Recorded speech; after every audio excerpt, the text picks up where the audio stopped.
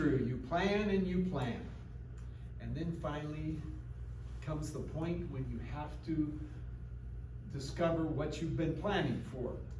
And the item I'm talking about, in our manual, it talks about change management. And my change management is about retirement. Now, I've spoken about this subject at other organizations about preparing for this. It's interesting as you get ready for this.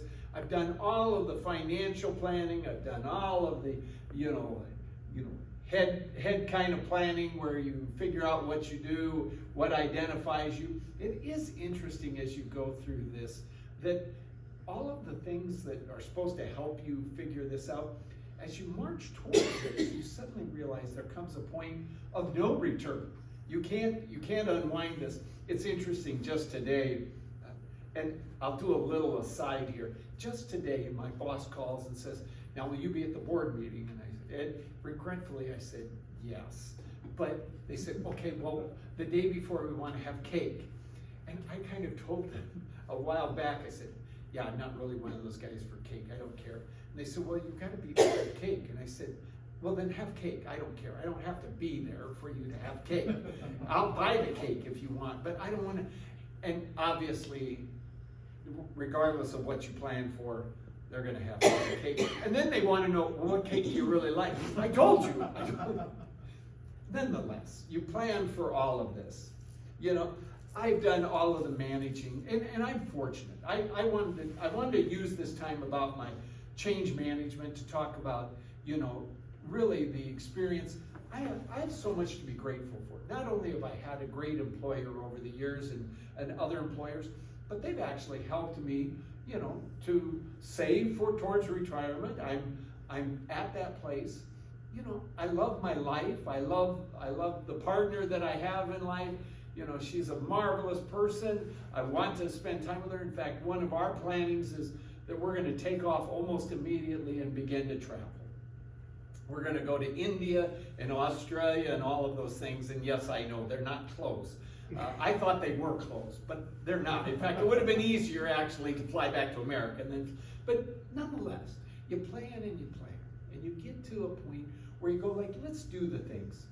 Again, I've been so fortunate. 10 years, they've really helped me over that time. You have enough of all of the various phases of retirement and what you need to do. But then you go like, then what will I really do? You think about that for my instance. So then almost the day, if you want the truth, don't tell the employer this. Actually, I'm leaving the day before I retire. But I don't care. They can dock my pay for that. I don't care. But nonetheless, I leave right away, and so I'll be traveling and experiencing all of those things. But what about when I get back? And that first morning, and I realize, now what am I supposed to do? Now, fortunately, I have prepared for some of that. And again, some of this has to stay inside the room, okay? Because some of it's, already I've started to play racquetball. And that's more interesting because I was never a great racquetball player. But the truth is, the guys I am playing with are really good. And they're actually I think they're trying to make me look good, but actually, it's just exercise. And then I went swimming. Well, I'm supposed to be at my desk probably around 9 o'clock.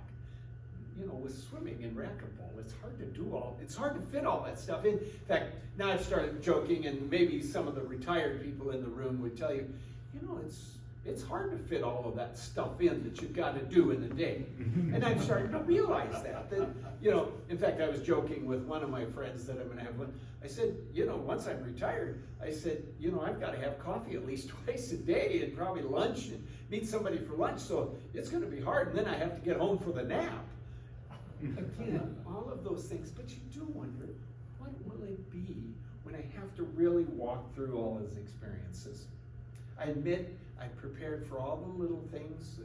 Most of it's about the financial. And for some of you, I hope I will be here when you go through this experience. Some of you, maybe not. It's not likely that I'll be here for that. But I can have a plan towards that. But nonetheless, that things will change as you start to move through that. And, the last 4 years have been interesting, but one of those things is I've had to accept, in this last experience, I've discovered, I generally was the guy in the bank who purchased the insurance for all of the employees. Not only just to cover the buildings, but I actually looked through all of the health insurance and all of that. Well, so when I came to Medicare time, I just decided, well, I'd pass. And then I would just stay on, my company's health insurance plan. And now I've been told by Medicare, that's gonna cost me extra. Mm-hmm. Now, and I almost want, and I thought, there's no value in this, but I wanted to explain. So I didn't go on your plan and saved you money, but now you're gonna turn around and never mind. Don't even try to overthink those things, because you could tell that the government official was not going to comprehend any of that. So I just, it seemed elusive to him. Nonetheless, it seemed like it would just kind of miss the whole point for him. The one thing in the Pathway program, it said, as you walk through this, talk about the group. And I have thought about how it impacts others. I've been so fortunate this last year, because I've had great people who've taken over my responsibilities, and some of them go like, well, what do you think about that? And I go like, I don't think you really want my opinion at this point. At some point, I won't be there to help you. And again, you're welcome to call me, but let's face it, I'm not fully engaged in this process. And that's what we're talking about, isn't it, with retirement? That at some point, you disengage.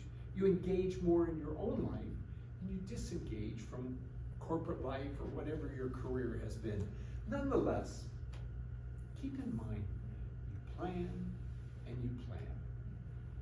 What will all of this bring to me?